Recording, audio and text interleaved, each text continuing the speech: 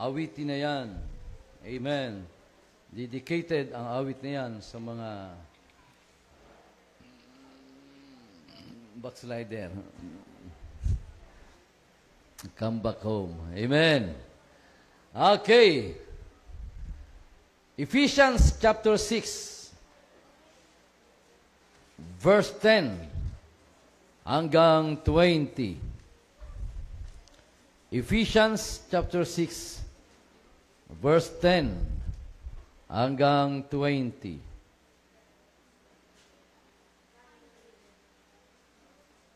Kita nyo po, amen?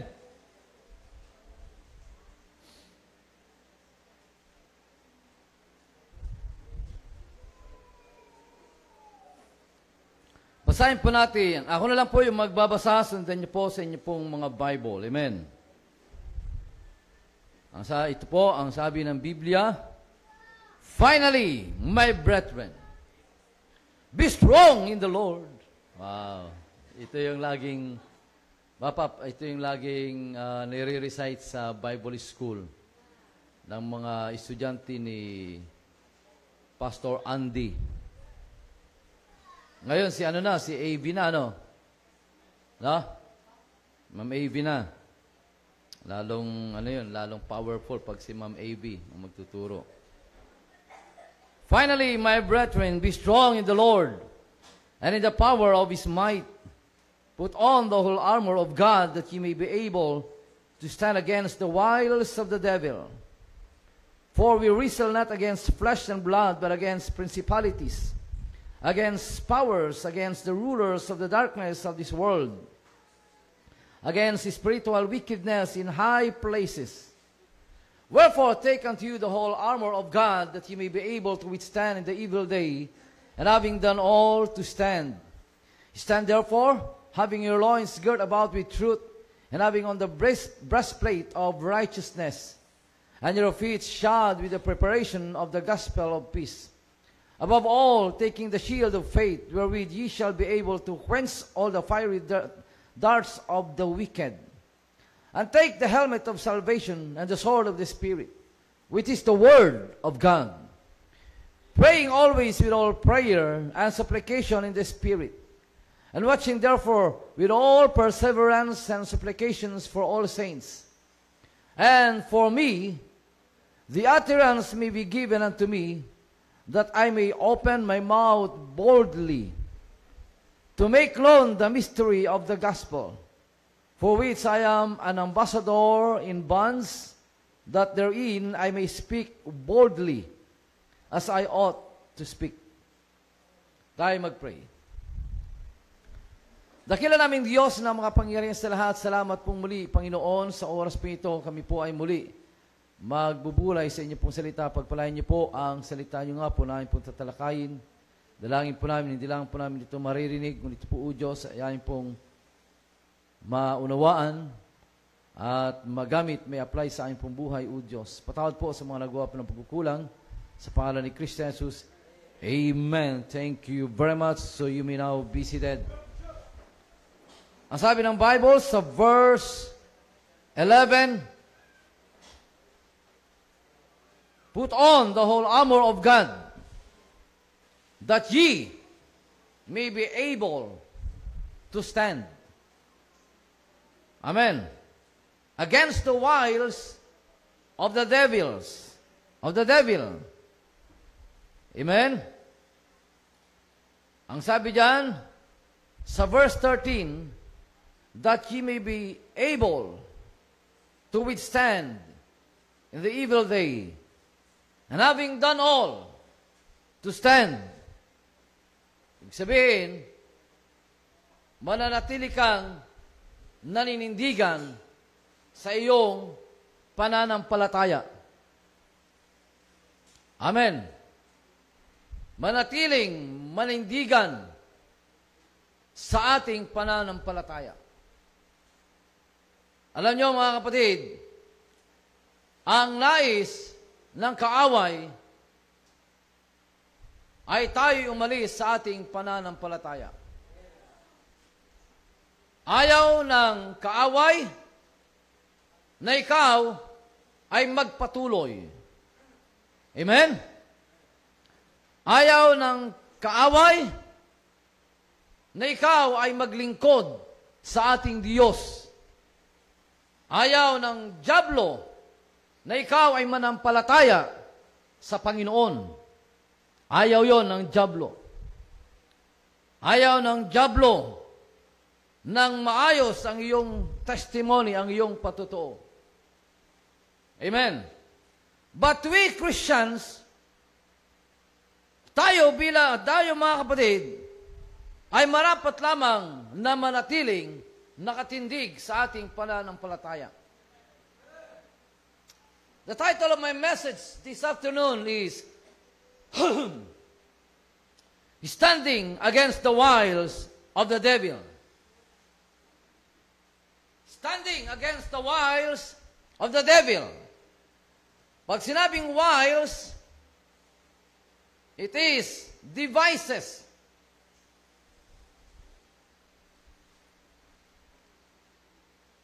Mga paraan ng dyablo. Evil devices. Amen? Manipulation. Amen?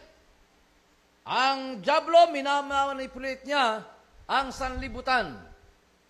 Siya ay nagpapakita ng mga bagay which is seemingly good, na parang tama, but it is wrong against the sight of God. Amen. Gaya na lamang ng nangyayari ngayon, na nais ng mga LGBT group na sila'y pakinggan. Amen. Na hindi naman masama na sila'y pakinggan. Ngunit yung nais nila ay hindi karapat-dapat na palawakin ang homosexuality. In fact, it is not discrimination. Ang unang nag-discriminate sa kanila ay ang kanilang sarili. Amen. No? Ano ba ibig sabihin ng discrimination? Hindi mo matanggap ang pagkatao. Amen. Sino ang hindi tumanggap ng kanilang pagkatao? Sila mismo. Ginawa sila ng Diyos na lalaki. Ayaw nilang tanggapin na sila'y lalaki.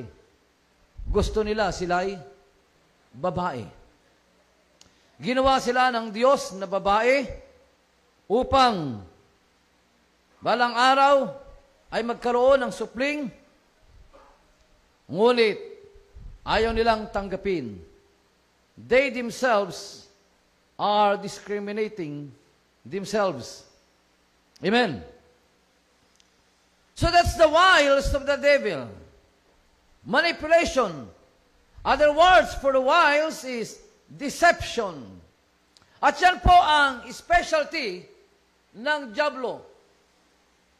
Ever since in the Garden of Eden, mula pa noon sa Garden of Eden, ay na-manipulate ng dyablo si Eva. Amen. Na-manipulate, na-deceive. Amen. Ng dyablo si Eva. Nasamay lang ang mga lalaki.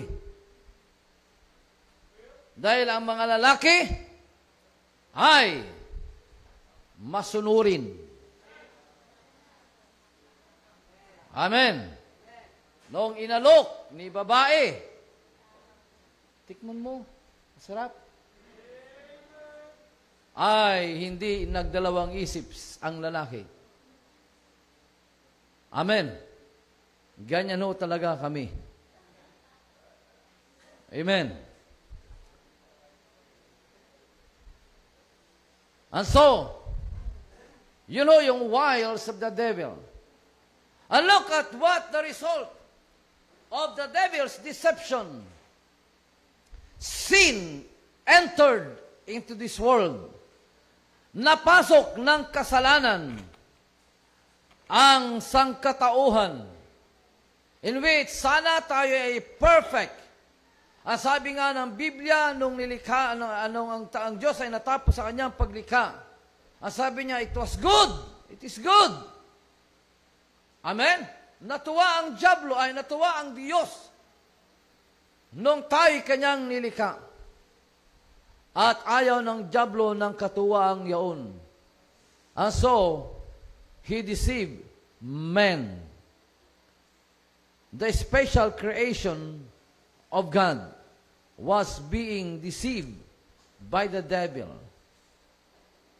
And up until now, Christians, hanggang ngayon, bilang tayo Kristiyano, ang sabi ni Apostle Paul, stand against the wiles of the devil. Because up until now, the devil is working in the life not only ng mga hindi mananampalataya, but even to us, believers of Christ. Gayon din sa atin ng mga anak ng Diyos, ng mga mananampalataya ni Kristo. Amen. And but God said, stand against the wiles of the devil. Amen. Maraming deception ang dyablo. And we must be able to recognize it. Amen. We must be able to recognize the wiles of the devil. So number one, how to stand against the wiles of the devil? Recognize the enemy. Recognize the wiles of the devil. His deception. Hello. Amen? Recognize. Ang mahirap, mga kapatid. Alam niyo po, mga kapatid, kapag mayroong laban ng boxing, amen? Ang ginagawa ho ng bawat isa ay pinapanood nila yung previous fights, yung mga laban nitong kanilang katunggali sa boxing. At doon ay kanilang pinag-aaralan kung paano kumilos ang kanilang mga katunggali. Amen? No? Kung paano kumilos. Tinitignan nila yung mga weaknesses. Amen? Tinitignan nila yung mga weaknesses ng kanilang kalaban. Alam niyo po ba na ganoon ang dyablo? The devil is studying, the devil is analyzing our weaknesses. And we must know that. We must recognize our enemy. Now, isa lamang po, dapat po nating malaman, mga kapatid, ano ba ang purpose ng dyablo? Bakit niya tayo lilinlangin? At kapag yung bagay na yun ay nalaman natin, then it is then that we are recognizing our enemy. Una, nais ng dyablo, nasirain ang iyong testimony. Amen. Yan ang nais ng dyablo, sirain ang iyong patutuo. And when the devil destroys your testimony, you will not be an encouragement, but you will be a discouragement to other Christians, even sa mga hindi nananampalataya sa Panginoon. You see that, amen, Christians? And when we say testimony, Christians, that includes our outward appearance. Amen. Ayaw ng dyablo na magmukha kang Kristiyano. The devil doesn't like that. And so ano yung ginagawa ng dyablo? Papakitaan ka mula sa mga hindi even sa mga unbelievers, na mga backsliders, even sa mga unbelievers who doesn't know about the standard. Papakitaan ka. Alam nyo, ang dyablo, nais niya maging itsura kang unbeliever. So that you will not be recognized as Christians. Ano niyo po, mga kapatid? So that you will not be recognized as Christians. So that hindi makikita sa iyo yung kaibahan. And so, we must recognize the wiles of the devil. That's one purpose of the devil. Amen? To destroy our testimony. Amen. Another purpose of the devil to distract our service to God. Guluhin ang ating paglilingkod sa Diyos. Ayaw ng dyablo. Amen. Na ikaw ay maglingkod sa Panginoon. So he's going to try his best para ikaw ay distract, para ikaw ay sidetrack. Amen? That's the purpose of the devil. Ayaw niya na ikaw ay nagsusol winning. Ayaw niya na ikaw ay kumakanta sa choir. Ayaw niya na ikaw ay nagtuturo sa Sunday school at maging bahagi ng buhay ng mga estudyante sa Sunday school. Ayaw niya. The devil doesn't like that. Amen? Another thing, Christians, the devil's purpose to dismay your faith to God. Ikaw ay madismaya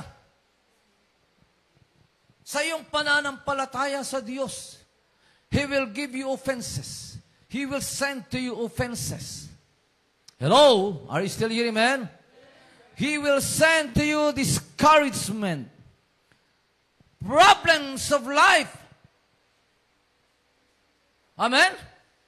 You know yung purpose ng dyablo. Ayaw niya. Yun ang layunin ng dyablo.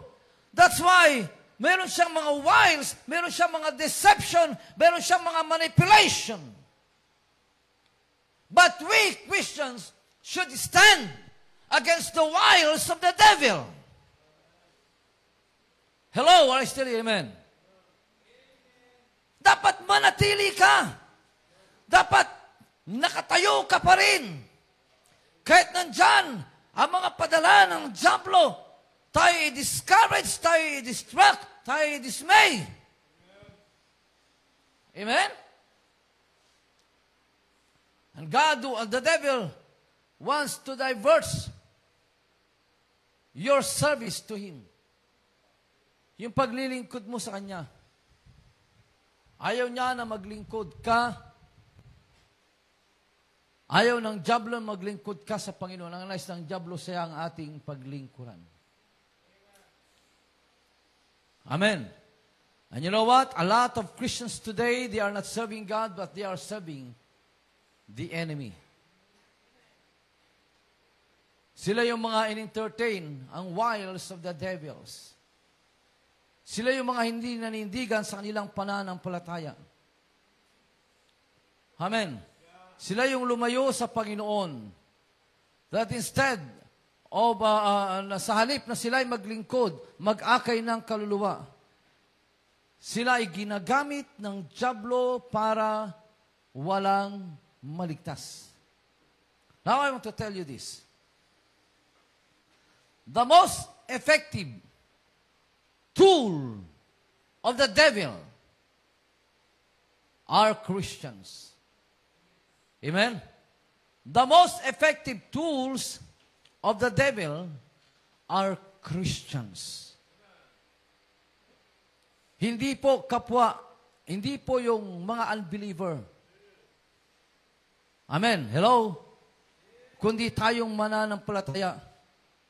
By destroying our faith to God, maraming mga hindi pananampalataya ang madi-discourage sa ating buhay That's why let us avoid wickedness, Christians.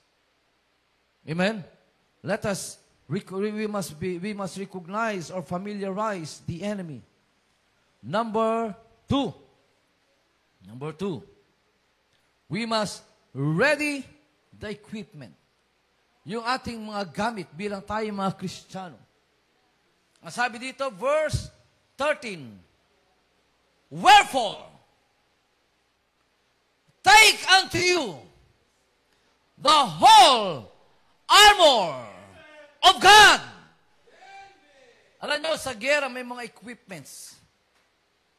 Amen? Hindi o basta-basta ho yan. Bago sila sumabak sa gera, prepared na ho yan. Prepared na. No? Tingnan nyo mga kapatid, bakit kaya kahit mahal, ay mayroong, ang tawag doon, yung dinadaungan ng barko, ng mga eroplano sa dagat? Carrier. Aircraft carrier sa dagat. Ba't kaya mayroong ganun? That is preparation. Amen? Halimbawa, ang Amerika, ang kalaban ay China. Halimbawa lang, ha? Ano yun, manggagaling pang eroplano nila sa Amerika? Hindi na. Dala na yan ng aircraft carrier. To listen time and fuel. Naka-prepare na yan. Amen? Nakaumang na yung mga yung mga missile ng bawat isa. Alam niyo, ganun tayo dapat bilang tayo mga Kristiyano. Because the devil is like a roaring lion, seeking whom he may devour. At sino yung sisiluin ng dyablo? Yung mga unprepared Christians. Hindi handa.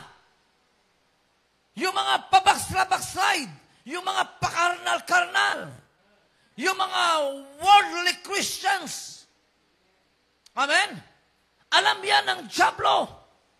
Because the devil is mataas ang kanyang intelligence, ang kanyang IQ, mataas ang IQ ng dyablo. At kung hindi tayo handa, ay kaya tayong siluin ng dyablo. Amen? So, we must be ready.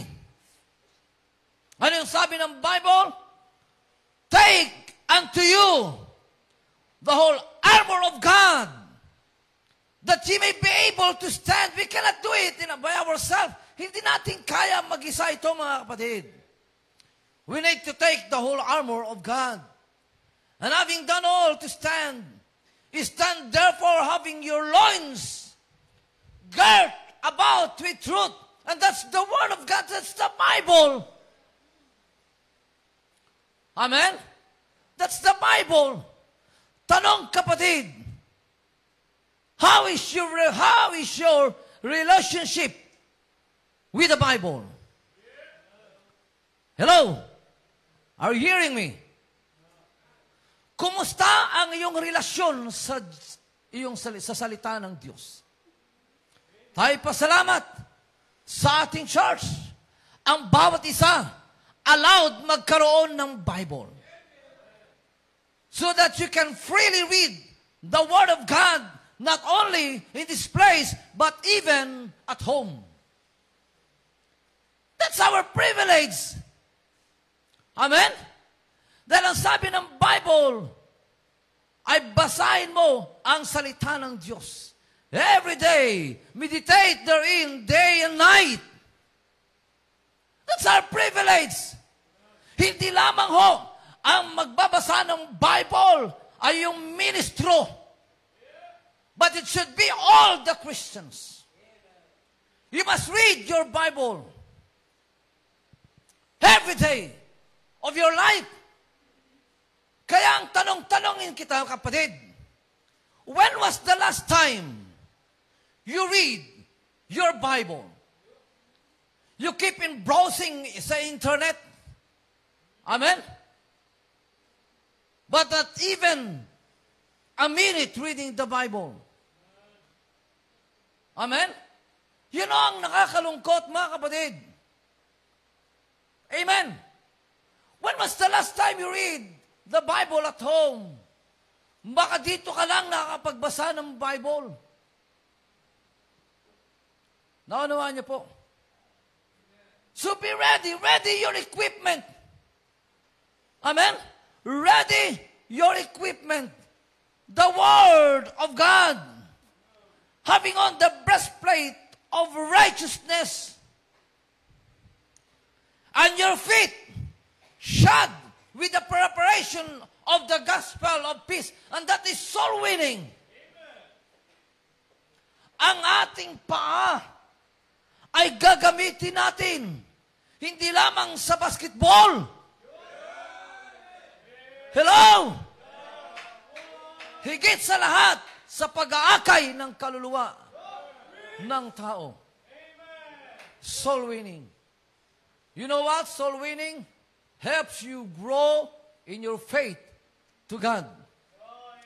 Soul winning helps you to strengthen your faith to God. Amen, Christians? Are you listening? Amen? So, ready your equipment. Baka lumalaban ka, wala kang kaarmas-armas. Wala kang pananggalang. Alam nyo yung digmaan, may kasama huyang tactics. Tactics. Diyan ho magaling ang mga Israelites. Amen? So sinugod sila ng missile ng Iran. Hindi nila namamalaya, nandun na palang eroplano ng Israel. Amen? Tactics. Ganon din tayo dapat, mga kapatid. Paano kung wala kang salita ng Diyos? Hello? Are you still here? Paano kung hindi ka familiarized sa salita ng Diyos? Mas familiar ka sa mga sangre. Ano yun? Kapangyarihan ng apoy. Brilyante ng tubig. Baka doon ka familiarize. Anong mangyayari sa'yo? Those are just fictions. Fictions, katang-isip. Amen? Walang mangyayari sa'yo. Wala sa'yo yung katotohanan, the Word of God. Dahil puro brilyante ng apoy ang iyong nalalaman. Ready your equipments. Amen? Number 3, rely on our energy. Ang sabi ng Bible, in verse 18, praying always with all prayer and supplications in the Spirit, and watching therefore with all perseverance and supplications for all saints. And this is prayer. This is prayer. More prayer, more power. Amen? Hindi lamang dapat ang Kristiyano nagpipray kapag prayer meeting.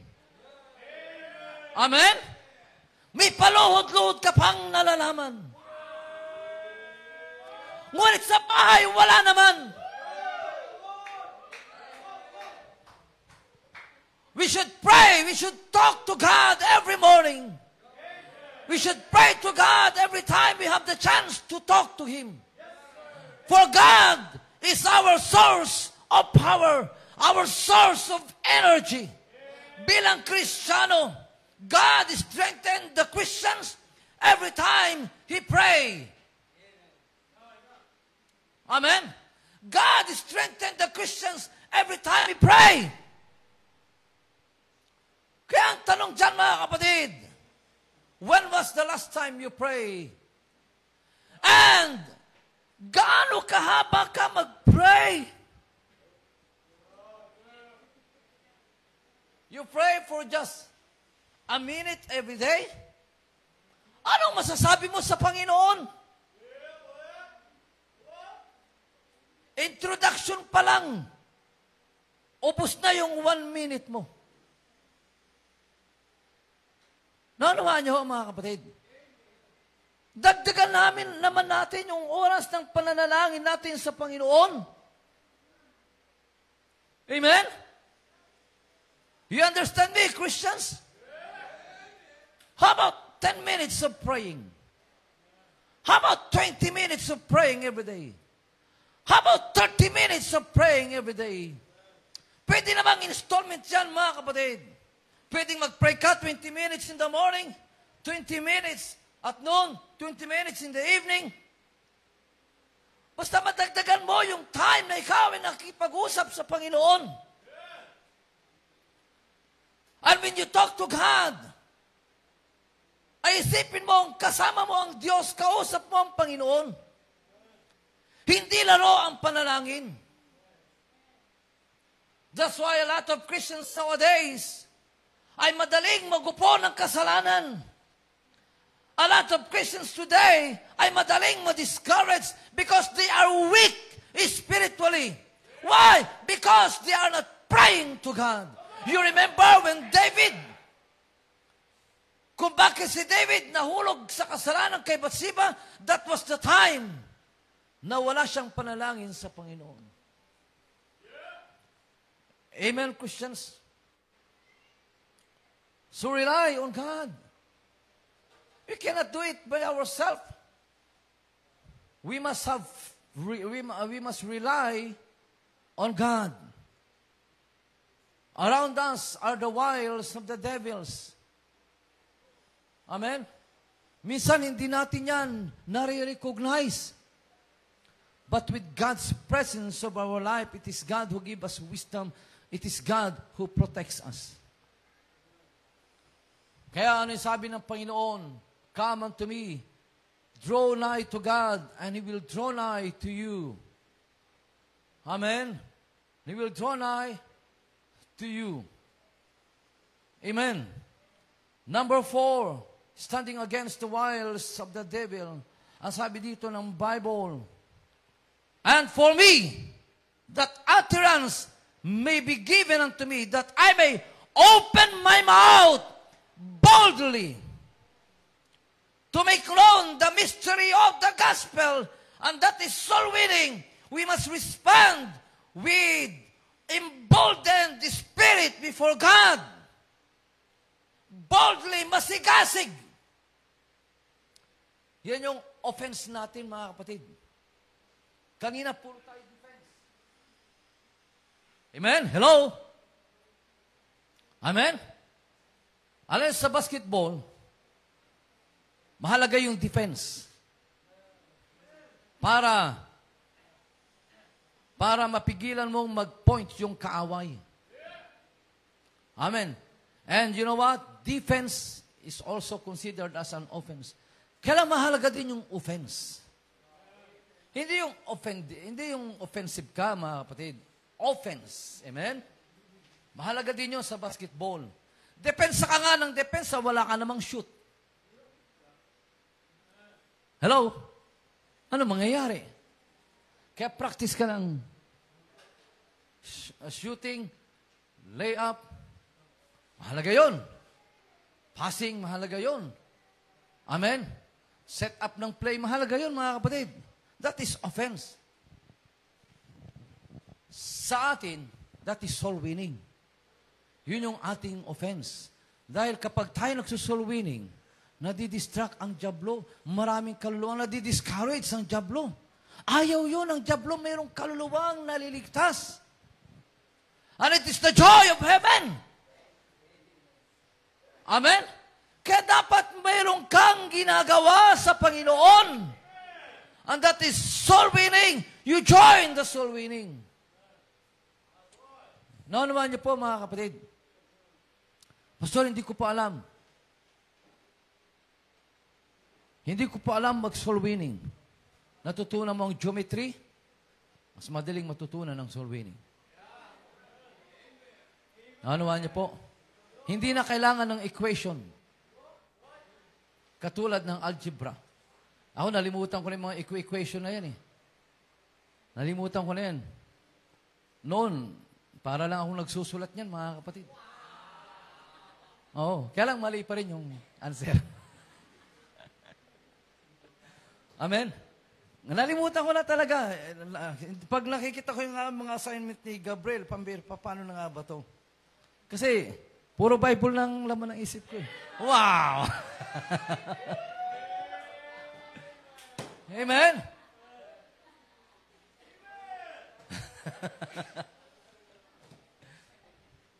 Nanuman niyo po, mga kapatid, amen? Kailangan natin yan. We must learn how to properly present the proper plan of salvation. Memorize mo dapat yan. Memorize natin dapat yan. Alam natin dapat yung Roman Road, yung John 3:16, Revelation chapter 21, verse 8. Ang nakakalungkot, no? Hindi tayo nag-e-effort na alamin yan. Amen? Mag-effort ka naman, memorize mo yung Roman Road, John 3:16, Revelation chapter 21, verse 8. Mga verses about salvation. Amen? Dahil yan yung offense natin bilang tayo mga Kristiyano. Stand against the wiles of the devil. Amen? Kung wala tayong gagawin, mga kapatid, we cannot stand for God. Amen. Ay sabi ng Bible that ye may be able to stand against the wiles of the devil. Shall we all stand up, please? At tayo manalangin. Let's pray. Dakila naming Diyos na mga pangyarihan sa lahat. O Diyos, kami po ay nagpapasalamat sa oras mo ito. Sa inyo pong salita na sa akin po inahayag. Pagpalayan nyo nga po yun sa aking pong buhay. Lord, help us to stand against the wiles of the devil. Tulungan nyo nga po, mi Panginoon, dahil kung saan sa aming sarili, ay wala po kong magagawa, O Diyos. Every head when I pray close. If God talked to your heart through that message, the altar is very much open. Christians, would you please come here in front and talk to God? Dito po sa harap.